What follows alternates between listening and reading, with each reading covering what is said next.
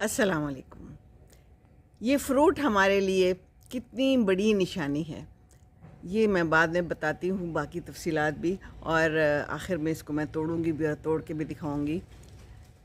कुरान शरीफ में दो बंदों का मुकालमा है। एक दौलतमंद आदमी था और एक अल्लाह वाला, अल्लाह पे यकीन करने वाला, और ये यकीन करने वाला कि जो कुछ हो रहा है वो अल्लाह की मदद से है। तो जो दौलतमंद था उसके पास 2 बाग के अंगूर थे, उसके अंदर खजूरें भी थीं, उसके अंदर नहर भी बह रही थी और शानदार तरीके से फुल था अपनी हर चीज़ के अंदर। और फिर साल हर साल फल आता था और वो समझता था कि ये तो मुझे कोई नहीं ले सकता मेरे से। अगरचे वो अल्लाह ताला पे यकीन करता था, लेकिन ये भी एक तरह का शिर्क था कि वो ये सोच रहा था कि ये सब कुछ मेरी मेहनत है, मैंने कोशिश की है, मैंने पैसा लगाया है, मैंने टाइम लगाया है और ये मेरे से कोई नहीं ले